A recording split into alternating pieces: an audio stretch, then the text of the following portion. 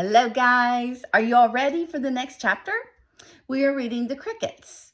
And in case you're wondering what this up here means, well, let me show you.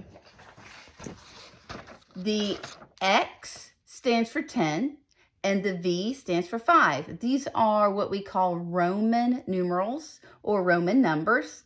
And when you put the X and the 5 together, it makes 15. So this is chapter 15, and it is on page 113. The Crickets. The crickets sang in the grasses.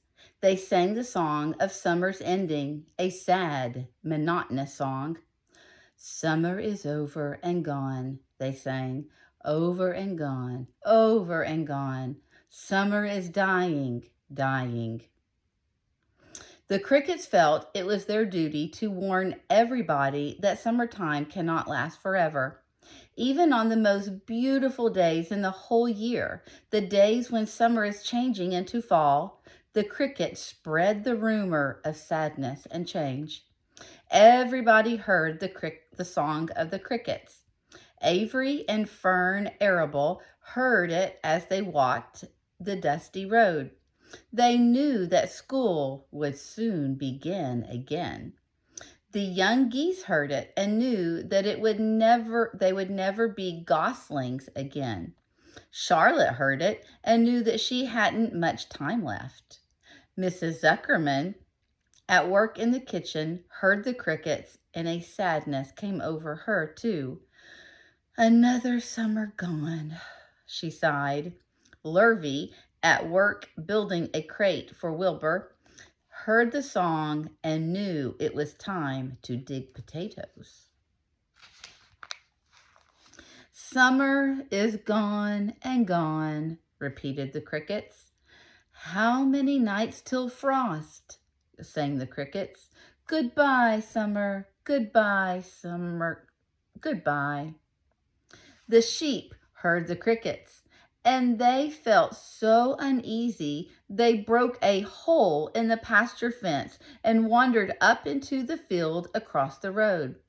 The gander discovered the hole and led his family through, and they walked to the orchard and ate the apples that were lying on the ground. A little maple tree in the swamp heard the cricket song and turned bright red with anxiety.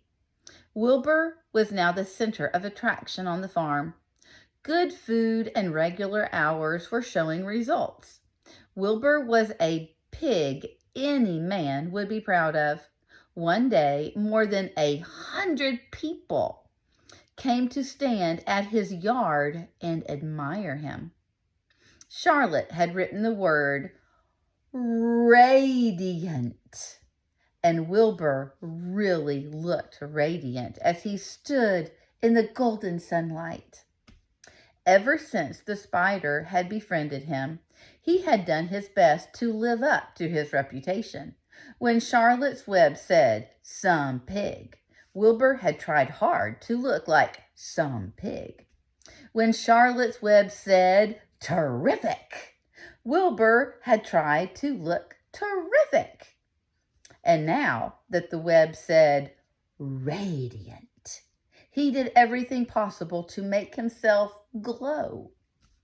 It is not easy to look radiant, but Wilbur threw himself into it at will.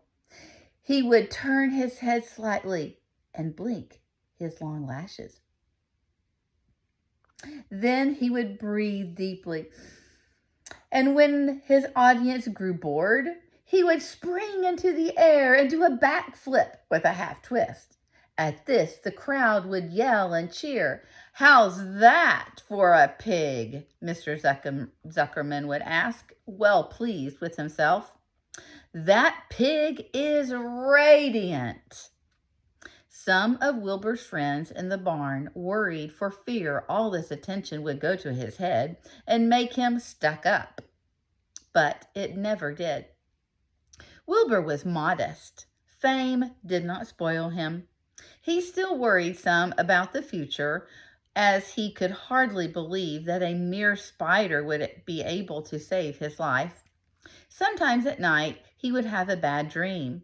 He would dream that men were coming to get him with knives and guns. But that was only a dream. In the daytime, Wilbur usually felt happy and confident. No pig ever had truer friends, and he realized that friendship is one of the most satisfying things in the world. Even the song of the crickets did not make Wilbur too sad. He knew it was almost time for the county fair, and he was looking forward to the trip. If he could distinguish himself at the fair and maybe win some prize money, he was sure Zuckerman would let him live. Charlotte had worries of her own, but she kept quiet about them.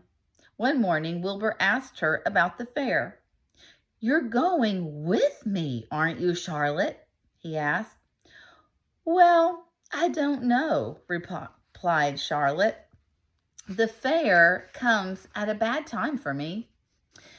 I shall find it inconvenient to leave home, even for a few days." "Why?" asked Wilbur. "Oh, I just don't feel like leaving my web. Too much going on around here." "Please come with me," begged Wilbur. "I need you, Charlotte. I can't stand going to the fair without you. You've just got to come." "No," said Charlotte. "I believe I'd better stay home and see if I can get some work done." "What kind of work?" asked Wilbur. "Egg laying. It's time I made an egg sack and filled it with eggs." "I didn't know you could lay eggs," Wilbur said in amazement. "Oh, sure," said the spider. "I'm versatile." "What does versatile mean? Full of eggs?" asked Wilbur. "Certainly not," said Charlotte. "Versatile means I can turn with ease from one thing to another. It means I don't have to limit my activities to spinning and trapping and stunts like that." "Why don't you come with me to the fairgrounds and lay your eggs there?" pleaded Wilbur. "It would be wonderful fun." Charlotte gave her web a twitch and moodily watched it sway. "I'm afraid not," she said. "You don't know the first thing about egg laying, Wilbur. I can't arrange my family duties to suit the management of the county fair. When I get ready to lay eggs, I have to lay eggs, fair or no fair. However, I don't want you to worry about it. You might lose weight. We'll leave it this way. I'll come to the fair if I possibly can." "Oh, good," said Wilbur. "I knew you wouldn't forsake me just when I need you most." All that day, Wilbur stayed inside, taking life easy in the straw. Charlotte rested and ate a grasshopper.